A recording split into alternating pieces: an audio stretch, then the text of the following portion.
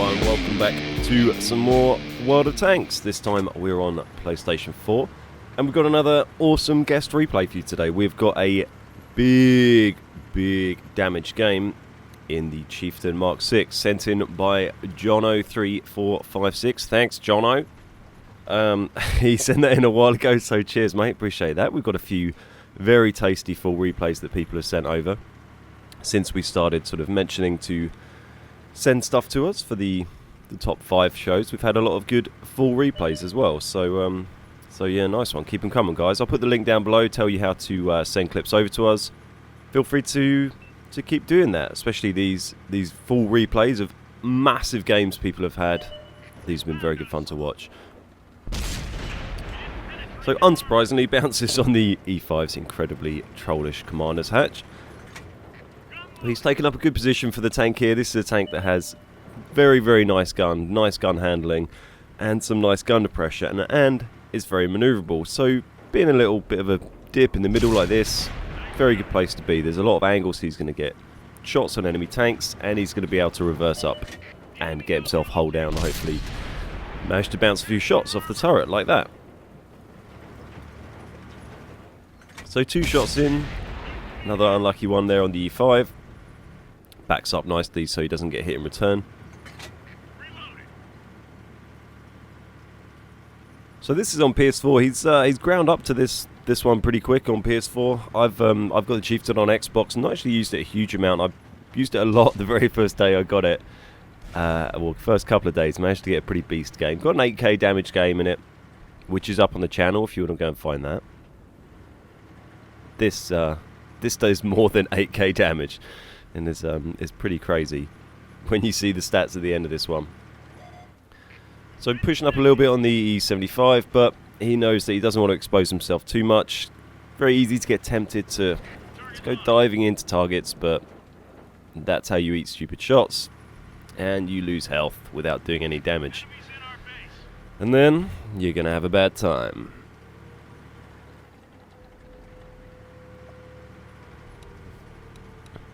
Also like this replay because it's pretty heavy tier 10 game. There's I think about half the players on each team are tier 10, so it's by no means easy matchmaking.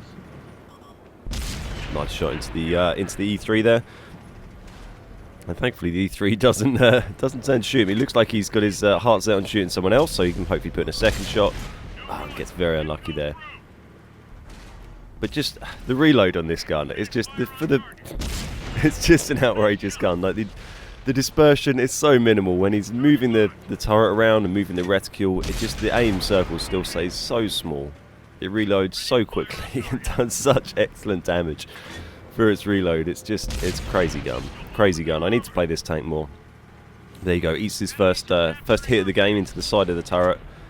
It is a very bouncy turret, but it can be penned. There certainly are places you can do that, especially into the sides, so it's by no means invulnerable, but you really have to use that in combination with the maneuverability of the tank to make it hard to hit the little spots that they want to hit.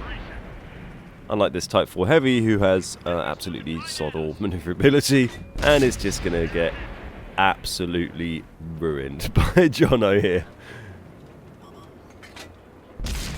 Unlucky with that one.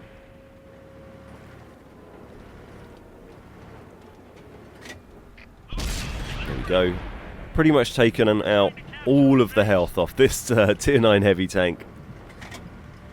It is very close to being a kill shot now.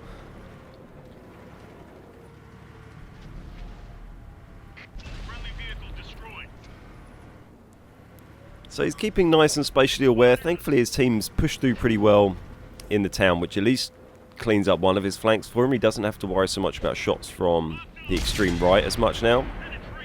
So he can kind of focus on these guys who are up in his grill in the middle, and some dudes over in the sort of back left who might have some shots if he pushes up too far. He's got to be careful of those. And there we go, takes a shot in the left as he pushes up. Not sure there was possibly that medium over there. Looked like he might have had a line of sight. But he takes a shot, not too big a hit. I think he was on about 1600 before, so it's only 200 or 300 damage he took there. Presumably quite a low tier tank. So he moves up, nice side shot here on the IS-7. Sends it home. 13 damage ribbons already. We're only 5 minutes into this game. There's a lot of tanks left, and he's already had a very good game.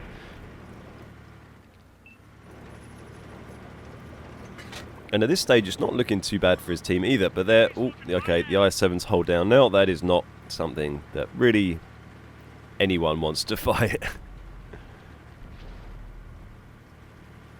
So rather wisely, he decides not to go and engage the hold down IS-7 while he'll be getting shot in the side from the rest of the IS-7's team.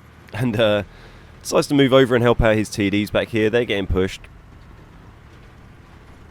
And looks like he might have an opportunity to get side shots into this E5 or even rear shots, but he does have to be careful because they do have those 2 TDs. Somewhere up the 1-2 line last time they were seen. Oh, there's that medium. The Leopard 1 might have been the chap who popped him in the side earlier. And he's also got to be very cautious of those TDs hitting him. But that Leopard 1's going to be no problem for him to pen from here. So as long as he stays spotted, that's going to be some pretty easy damage. There we go, he gets hit. The 2 TDs, there we go, actually have pushed right down with the E5. He's taken another shot, but not too big a one. Oh my god, the amount of damage he's done to specific tanks in this game has been massive. He's done pretty much all the damage to this Leo 1. He did pretty much all the damage to that Tier 9 Japanese Heavy. And he's up to 18 damaging ribbons already, with a lot of tanks left, with a lot of health. Thankfully he's got a lot of ammo. It's not one of those tanks that you run out of ammo on quite as much as others.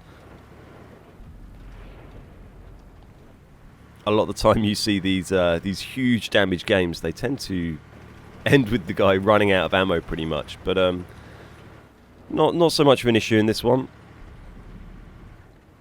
So the E5 pretty much on full health. His team, frankly, has not done a huge amount here. They have stayed alive pretty well for the duration. It's pretty even numbers wise, but when you see the damage at the end, it's yeah, they don't do too much. So nice shot into the E5 there. Still got a pretty nice amount of health left on his Centurion here for Jono. He's got 858.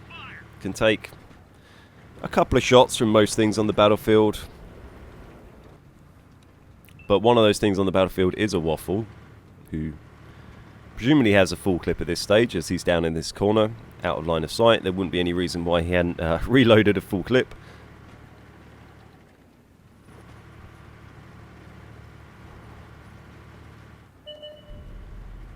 There we go, there's the enemy Waffle, still on full health somehow. There we go, nice shot in him. Decides not to switch up to HE. Might have been a slightly better idea, I think, but there's always that trade-off where you're not sure what the next target's going to be. And obviously you don't want to be firing an HE shell into an E5 if you can help it. But does a couple of nice shots anyway. And obviously it's very easy to criticise in hindsight when someone's 10 minutes into a game where they've done 21 damaging ribbons. As I would know, because running a YouTube channel, being criticised in hindsight is kind of part and parcel of it, really. So gets a nice shot into the 50, very narrow shot there, goes for it but doesn't quite land it. And his team have really started to crumble now. He is down to 3 versus 6 tanks. There's the Waffle again. If he can land a shot, nice. He's only going to need 2 more of those to get the Waffle out of the game. That's one of the biggest threats they got. Waffle misses, nice. One more. One more. Is the Waffle is trying to hide, I think. Yeah, he didn't fancy that. Surprised the Waffle didn't stand there and try and just duke it out, but there you go. Can he get E5 in one? No, he can't. He rolls very low there. So he's in a sticky situation here. He's going to get surrounded very soon. If he can kill the E5 and the Waffle, then he can probably turn around. I'm not sure they've got anyone else down here. There was another TD, but he's dead. So it's really this E5 and the Waffle he's got to try and deal with. And then he can get himself turned around. There we go, gets the E5 down. It's up to 26 damaging ribbons. I don't think he's had a fire yet either. I think they are 26 genuine pens. That is all of his AP ammo used up. Or rather, I think the standard ammo is actually APCR, but it's all of his standard ammo used. There comes the enemy Batchat. Doing the age-old Batchat tactic, it seems, of hiding for 10 minutes and then popping out and shooting people and getting easy damage, which works pretty well in the Batchat. Maybe he did a bit more. Who knows? Who can say? But we are 1 versus 3. A full health Batchat. That's not great. That's not great. The Batchat could pretty much YOLO Jono now and ruin his day. Tiger 2, not going to be too much of an issue, but it's another tank, and if he could pen Jono pretty well. Oh dear, there's the leopard behind him. Fluffs the shot. He's panicking now. He knows he's done an outrageous amount of damage, but he also knows that this is not looking good. There you go, Tiger 2 very kindly shows him his side. And the Leo one finishes it. The Batchat doesn't get a chance to roll in there and YOLO him and kill him. But the Batchat did manage to do 4 kills. But now let's have a look at the damage on that. 10,728. I think that might be the highest damage we've had on the channel before. Possibly managed to beat that with a waffle game that went up one time. I'm not sure, but absolutely incredible amount of damage in this tier 10 heavy. Somehow not a first class mastery badge. A really difficult tank to get it in.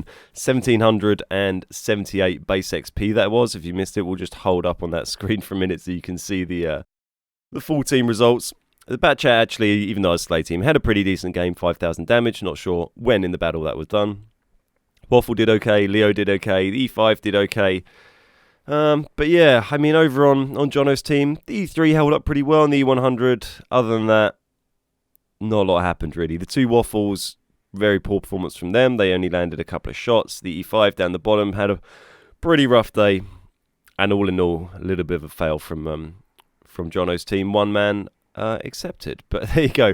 Thank you very much for sending that replay in, dude. That was absolutely epic to watch. Really enjoyed that. If anyone else has any replays they want to send in, just check the link down in the description and that will tell you how to do it. There will be some more top 5 videos coming. I apologise for it being a while since the last one, but they take a bit of time to do, and I've been very, very busy with work and such. So, nice one. Alright, well, thanks for watching, everyone. If you enjoyed the video, feel free to give a like and subscribe to the channel, and I will see you next time.